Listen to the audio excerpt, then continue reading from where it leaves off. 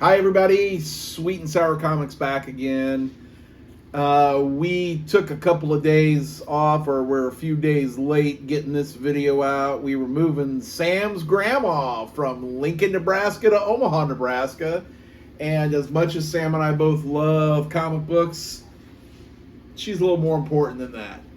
So today we've got a whole treasure trove of major and minor keys from the Silver Age and the Bronze Age to show you guys, plus some free comics that we got from my favorite app, Whatnot. All right, so the first book I'm going to show you, Sam got from Whatnot. It's the first appearance of Spider-Woman, Julia Carpenter, and from what Sam told me, it was the first appearance of a black outfitted... No? I thought you said it was Black Outfit Spider-Woman. First appearance of that. So. I thought you were going to say Black Outfit Black Widow.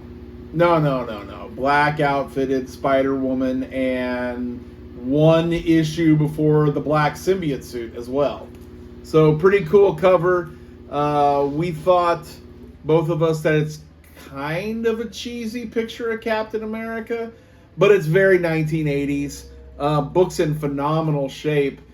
The person that sold it to Sam put on the back of this that it was an 8.0. I'm betting if it was pressed, might get an 8.5 or a 9. It's a really decent book. All right, so the next set of books that we're going to take a look at are books that Sam got off of Whatnot. One is Web of Spider-Man number 48. It's a minor key.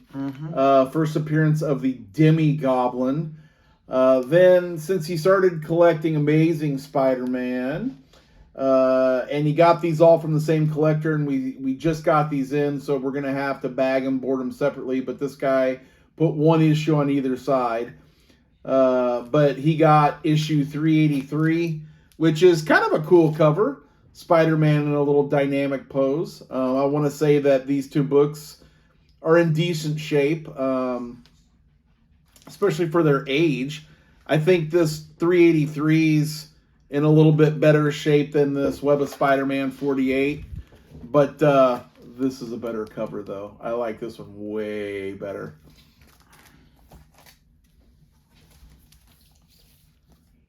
What are these characters? All right, so these characters, I was told by Sam, are Death Shield, Jagged Bow, and Blood Spider. It's their first appearances in Amazing Spider-Man 367. Yet another filler issue, even though it is a minor key because it is introducing new characters. And there's another character on the cover named Solo with the Amazing Spider-Man. Because I'm not a big Spider-Man aficionado, I got a little confused when I saw him at first before I actually looked at him, because I was like, oh, there he is in his black suit, and the Sam was like, no, different character. I thought, oh, yet another weird Spider-Man thing. Then he got another filler, Amazing Spider-Man 349, and it's the Fox. Is that his name, the Fox, the old guy? Yeah. So that character's name is the Fox. So then again, this was two more fillers from that same guy that sold Sam some issues here. Amazing Spider-Man 377. Kind of a different, interesting little cover. But out of all 6 of these books that he got from this guy, just because, to me, I just think it's the most dynamic. And it also has the X-Men mentioned on it, is Amazing Spider-Man 378, The Rage of Venom. And it's part of the Maximum Carnage, so it's got Venom and Carnage fighting each other with Spider-Man just kind of looking off in the distance or in the background. So, but is the coolest cover out of all 6 issues. So... All right, so then the next thing is I got an issue just perusing at lunch when I was at work for Sam. It was the first appearance of Night Watch. I thought I was getting like a bargain, not so much of a bargain. I didn't get ripped off according to Sam, but it was basically, I paid $8. That was for postage handling tax and the issue itself. And Sam said, yeah, you can pretty much pick that up at most comic book stores in the condition that this is in. But I was just being a good dad and helping Sam's collection along a little bit at lunchtime. So, pretty cool issue. I liked it. I like the pose. It's classic Spidey. All right, here's our halftime show, as we like to call it, or Sam just called it. And I think we'll start doing that. So we got some free issues from Whatnot. So when I'm at work, I just let the auctions run all day on my phone. And whenever I see give it away enter, I just press it and keep working. And every once in a blue moon, I actually win. And every once in a blue moon, when Sam's looking at stuff, he actually wins. So this week on our wins, I got a reprint. I want to say... You can just open up and see. Well, it was a reprint of Captain America. I think it was 102 is what this is. We'll just open her up and find out. But it was a Marvel Super Action from the 1970s. Really decent shape. Oh, I'm sorry, Captain America 109 reprint. But the book's in actually really good shape. Little Bronze Age. Pages are off-white. But decent book, fun read. You know, I was just a little kid in the 70s when that came out and wouldn't have known if it was a reprint myself, but neat little book. So then I got another book, and I didn't even know what this thing was. It's an Amazing Spider-Man number 8, but it's not the real number 8. It's like, what was it, Sam? Some sort of weekly trader thing they did in the early 2000s? Yeah, and it's a reprint. So it's a reprint. It's printed on like newspaper. Yeah, it's really, it's kind of neat. It's in good shape, but it's only, 4 or 5 or 6 pages, and like Sam said, I guess they did it on a weekly basis, and yeah, so it was kind of weird, but I was like, all right, it's free. I'm not going to complain. Free book's a free book. And then last one of the halftime show, and I'm just going to ask Sam because I do not know this. Is this still volume 1, this 508? No, this is volume 2. But they just switched it back to the actual numbering.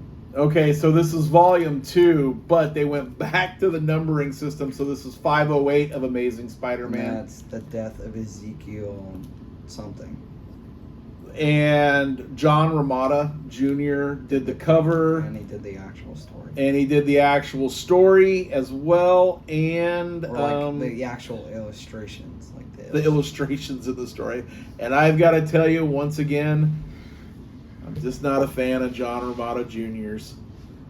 His dad, and I don't want to be cruel, because he's a way better artist than I'll ever be. I'm not even pretending to be in the same class as John Romita Jr. I've just never been a big fan of his art. But I will say this: whoever was the colorist on this did a really good job, and helped his artwork out a lot. Again, personal opinion.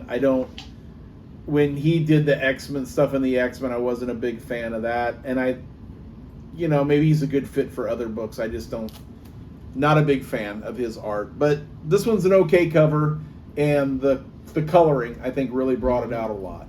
So, all right, so the next issue we got is Spider-Man, Amazing Spider-Man number 94. It's a 15-center from 1971. Sam bought this off of eBay, I believe. It's actually in pretty decent shape.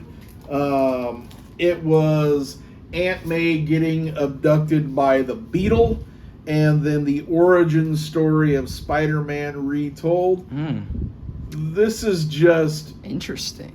It's a John Romita cover, which, again, I like him better than his kid, for sure. The outfit that the Beetle has on, though, is just pure cheese. I mean, that is such 1970s, early 70s Bronze Age goodness. Well, that was also his Silver Age suit. It was also the Silver Age suit. Uh-huh. All right. Well, it looks like he's in a trash bag. Oh, that is, yeah. That's not quite how Sam and I discussed it before this video, but we're family friendly, so I'm just saying he looks like he's in a trash bag, and he has some very odd hands to me. And poor Aunt May, she's just screaming her head off. And as weak as her heart is, I'm surprised she didn't have a heart attack and die getting abducted by this weird looking guy. And again, origin story. Do you know if they just reprinted pages from the beginning in that, or did they just pencil out a whole new story? I think they just penciled it out. Yeah.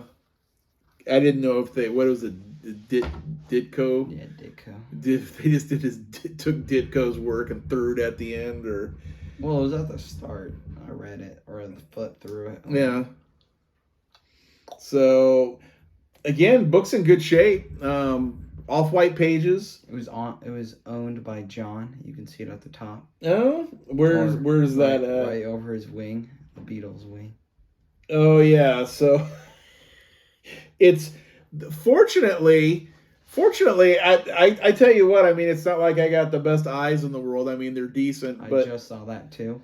But just while I was looking at that. But it's really hard to see. Fortunately, just because of all the action lines they have in here, and the action lines that they have, or the spider web that John put his name right across there.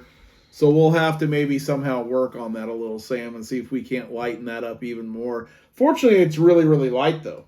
Yeah, so, I just noticed that. Yeah, so if you look from, I mean, honestly, the book presents really well. I hadn't seen that in 6 times looking at this thing, so good eyes, Sam. It's a really good book. It presents really well.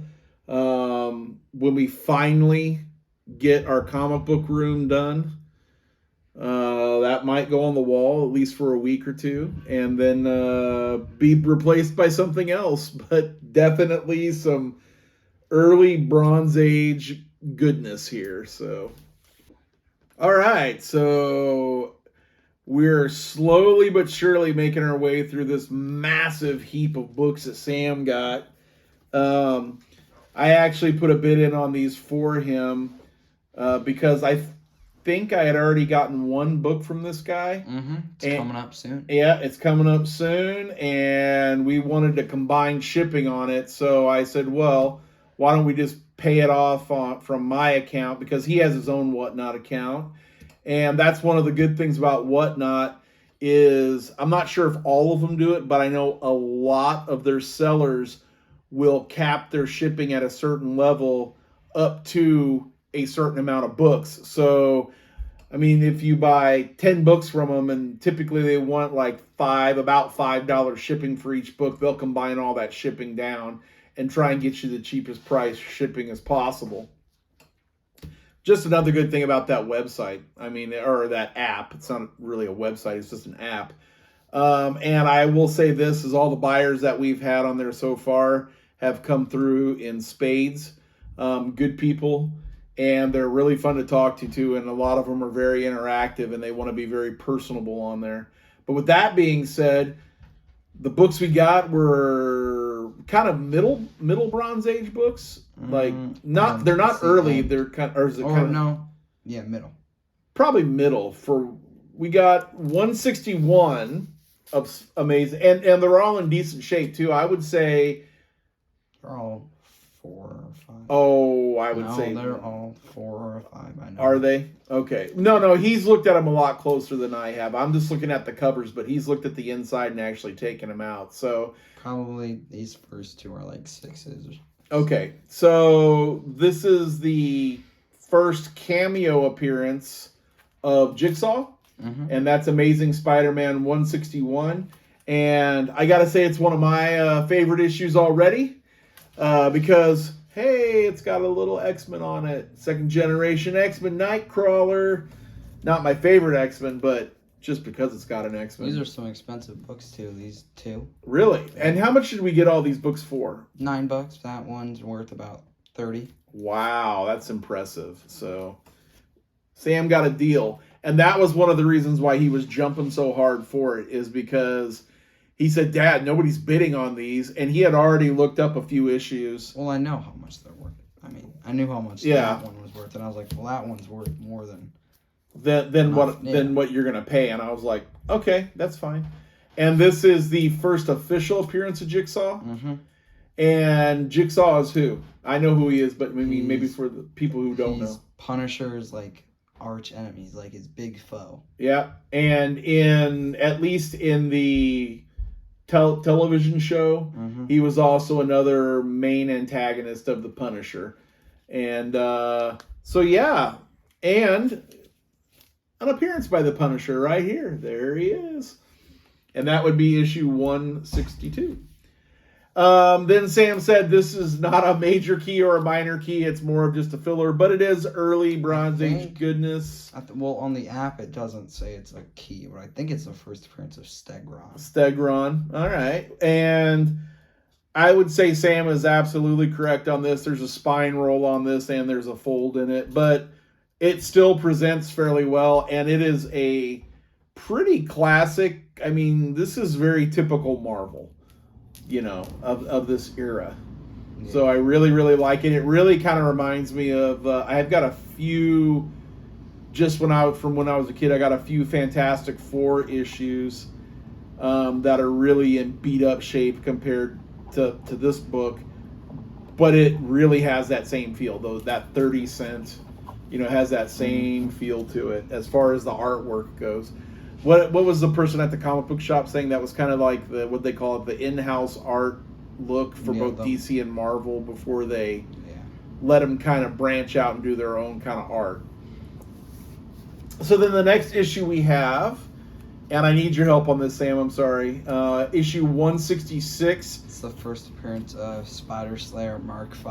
And what, again, because you're the Spider-Man guy and I really don't know, even though I'm older than you by many years, what is the Spider Slayer? It's a suit that J. Jonah Jameson made to kill the Spider-Man. Oh, so that's the one when was the first appearance? The Spider Slayer Mark I was in Amazing Spider-Man 25. And that was the one that we keep looking for, where is that the one where he's on the cover, or is that, which one's that one? He's on the cover on the first one, but the one that you're thinking of is number 58. And is that like a Mark II or 3 suit? It's Mark II? Okay. So yeah, but really cool, another cool cover. There's been like 16 Spider Slayers. I did not know that. Which, I mean, this is getting kind of full, so I'm going to take these down. But the next book that he got out of this was issue 169. And from what Sam said, that this had a letter in the mailbox page from the amazing artist Frank Miller. So that's why this one's pretty notable. I think it's a pretty neat little cover here too. Some of that classic, J. Jonah Jameson, that snarl that he always has, and then you got Peter Parker looking very surprised. I don't know why Peter Parker and Spider-Man would be in the same picture together. Probably a fake Peter Parker. Yeah, or fake Spider-Man. Maybe just like a something like that. Dummy Spider-Man. And this one right here, this is a 40 center, so this is later Bronze Age. It's Amazing Spider-Man 203. And here's something pretty funny, because I wasn't paying close attention at first. But this is the second appearance of the Dazzler. And she made her debut in the X-Men series. But when I first saw this cover, I saw this character first. And I went, why in the heck did they make Dazzler look like a jacked dude? I was like, what is wrong with this? And then, that went through my head. And then about a half a second later, I saw this. And I went, oh, I'm an idiot. There she is right there. So Dazzler's right there on the cover. Good old Peter Parker. And I'm not sure who's the foe they're going up against here. You can look inside. It's like a... You'll probably go to it immediately. Well, I looked through it to see who it was, but I forgot. That's okay. You know, and I always wondered as I looked through this, like, why... Dazzler's a very, very 70s inspired superhero. She's got a disco... Oh, right there. It's that guy. No, it's the... I don't know. The Light Man or something. I don't even know. The Light Master. Oh, it's close. Yep, this guy is called the Light Master. But what I was gonna say was she has a very 70s style inspired costume here in the beginning. What I think is even funnier is in the 90s, late 80s and early 90s, when they switched her costume in the X-Men. It was more like she looked more like Olivia Newton-John when Olivia Newton-John did workouts. Sam doesn't know who that is, probably. I'll put that away later. But I always thought about, how does a superhero fight on roller skates? I just thought it was functionally a crazy thing for a superhero character. But I guess most boys, when they're looking at these superhero comics from the 70s, they're not really concentrating on what shoes they're wearing. Just that they're really cool superheroines and heroes. So, but a cool cover, kind of psychedelic. A little bit of folds here at the bottom, and a spine roll. But again, second appearance of Dazzler. I did not know that until Sam told me. But yeah, pretty cool. All right, so normally I would like to end my shows, because I am pretty preferential to the X-Men that I collect. But we're not going to do that tonight. We've got a much, much bigger issue than this little X-Men 97 that we're going to be showing. But again, in getting more and more issues to round out that first volume that I have, I got X-Men number 97, and I got it for a whopping $15 on Whatnot. The crazy thing about this is it's in okay shape. I'd say probably a 3, maybe a 3.5. 4. You think a 4? With a press, yeah. Yeah. A lot of folds. Like, that's all there really is. Yeah, it's in decent shape. Spine is tight. Presents really well. I've waited quite a while for this. I almost picked one up about a month after I started collecting comics. That was on Facebook for like $60, and I passed on it. And part of the reason why I passed is, honestly, I didn't know how much comics were at the time, or where the pricing points were, because I was just kind of getting back into it. I'm a little more steeped into the current pricing now. So Sam said, "Dad, you got to get on right now on the what." It was like pure luck, honestly, because Sam said this guy's selling X-Men books, and he goes, and 97 just came up, and I think he started it at $1, which was just crazy, or maybe $5 or whatever. Might have started at 15. Maybe. Was it at 15, or was I the only bidder? Or might have been the only bidder on it. Okay, because I know it started cheap. That was the big thing, and I got on as fast as I could, because those auctions on Whatnot, usually they're sudden death auctions where they only put it up for like 15 to 30 seconds, and then if somebody bids on it, it'll add a little bit of time. I put in the price of $15 because I was like, it looks like it's worth it, and nobody else bid on it. It was really weird, and both Sam and I actually couldn't believe that I got it, because nobody else bid on it. But he was the same guy where we got those Bronze Age Spider-Mans from, to combine that shipping. And like I said, X-Men 97's now in my collection. I got a couple of more X-Men issues coming here in the next week or so, and they are some pretty big Grail issues. They're not single number issues, but as far as X-Men collectors are concerned, they're pretty big. And I got them for pretty cheap. I got them for pretty cheap, and I'm pretty happy about that. I will say one of the books that I did buy, I paid the most I've ever paid for a book with tax and shipping and handling by $10. So I got a super good price on it. I don't have it in my possession yet. It's because I just got it yesterday, so I'm hoping it gets here before Saturday's show. But I think you'll enjoy it once you see it. So X-Men 97. All right, so this is the last book of the evening, and it is a big one. So again, some of the background on this is that Sam and I have been working real hard with Legend Comics to move their shop from their Leavenworth location to their Benson location.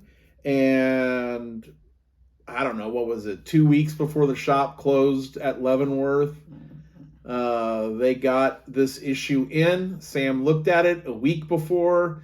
I drove down there and I said, he really wants this issue. Can we barter for it with the work that he's doing? And they said, sure. And so I said, well, put it in this pull file. So they put it in the pull file, and he worked his tail off helping them move the actual shop. And he's going to be doing some intern work there, maybe before school's coming soon. So maybe before school starts, and then maybe on the weekends every once in a while. You know, you can help when you're not mowing lawns or doing something like that. But Sam got what a lot of Avenger fans consider a grail of grails. He got Avengers 57, the first appearance of the Vision. I read the book. We got it today, actually, after work. And before we did this video, I read the book. It is super cool. It's like the second or third appearance of Ultron. Probably third appearance of Ultron, which, boy, he was in his raw form here.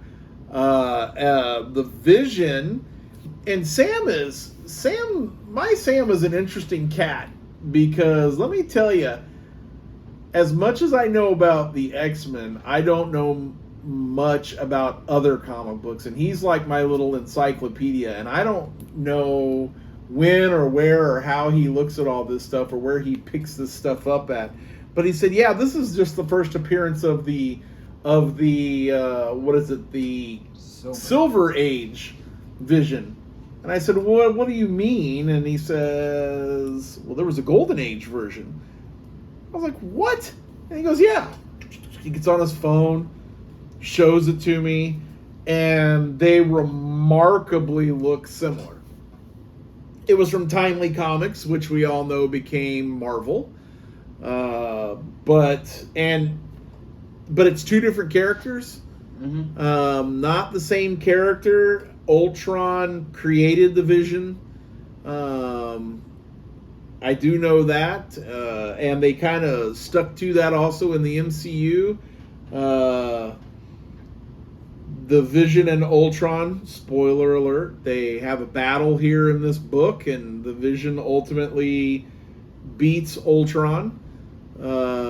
And it's pretty cool. They got and then the next issue, which we don't have, but this is how you get into collecting books, because I read this, and the next issue they got the little splash page or the little splash blurb or whatever at the end, giving the hint of what's to come, and it's who is the Vision. So they're going to be telling more about who the Vision is and what he is, and it's almost like, well, should I get that next? But I don't know. I'm not that I wouldn't get it. I mean, if it came up for the right price. But I tell you what, Sam worked really, really, really hard for this book. And he paid a little bit of cash, but for what they were asking, the asking price, he worked a lot harder and bartered more than he paid. And it's a Grail. It's a Grail issue, and it's not just a Grail issue for Avengers collectors. It's a Grail issue for comic collectors. Sam, you were saying that this is one of your favorite covers, like non-Spider-Man covers, if not the favorite. It's one of them. It's one of them. What would you say if it's not the favorite? What would you say? Top 5 for non-Spider-Man Top covers. 5. And I'm not going to disagree. As far as non-X-Men covers, the first time I ever saw this cover, and again, because I really never paid attention, I had this weird focus when I was collecting comics that I went straight for X-Men stuff. I really never looked at other, like, Avengers or Fantastic Four or Hulk or Thor or all these other books from the 60s and 70s and 80s. I never looked at them, ever. I always just went right towards the X-Men stuff. And, you know, I do appreciate that art from the 60s, and it's very 60s art, you know, and it's very cool cover. It's definitely, you know, if you want, quote unquote, the silver age of comics. You know, and it's one of those things where I almost wish I would have kind of looked at other comics, not because of what we're paying for them now or anything like that, but I don't know if I would have had the same appreciation. You know, I've got a much better appreciation for the artwork now than I think I did when I was Sam's age, which is really different because Sam really appreciates the artwork, not just the stories involved, but the artwork as well. He has that early appreciation where I was like, oh, I like Jim Lee and I like Weiss Portacchio and Claire, you know, not the Claremont, but the John Byrne stuff. But yeah, it's really neat, and I really think it's neat that Sam has gotten into collecting. I've said this a few times over these videos, and I'll keep saying it. I think it's neat that he's collecting, and this is just another great book to add to the collection. And the first time that I ever saw it was on a different YouTuber's channel, and I thought, man, that's a cool book, but I'll never have that. I mean, that's the first vision. And here it is. Never thought I'd have it, and here it is. And the funny thing is not that I guess sometimes I'm the sour of the sweet and sour, because Sam's almost always positive and says, Dad, you're gonna get some of these books. I'm like, no, I am. And trust me, some of these books that I've gotten over the past year, I didn't think I was going to get. Yeah, especially next week. Especially next week's books, I didn't think I was going to get. And I mean, I knew eventually I'd get them, but I didn't think I'd get them so soon and for the prices, because of the relative prices that are being paid for books of the same quality that I got. And I got them for a lot less than I thought I was going to get them for. So, anyways, though, that's our big reveal this week was Avengers 57, and I think that's a heck of a reveal. And for this is Britt DeWeese, and for Sam DeWeese, we are Sweet and Sour Comics. And hopefully you liked this video. Follow and like us on YouTube, and follow and like us on Instagram. We're still trying to get that little store started. We're going to be putting more stuff in probably here in the next week or so. A few more issues and stuff, and it's probably just going to be I have a few duplicate copies of X-Men that I'll probably post on there. And there might be a couple of other minor issues or something. But hopefully our little store will grow. I'm not here to try and compete with the big boys, just to try and get rid of some duplicates, get a little mad money so we can get more stuff like this. So thank you very much for watching, and we will see you next week.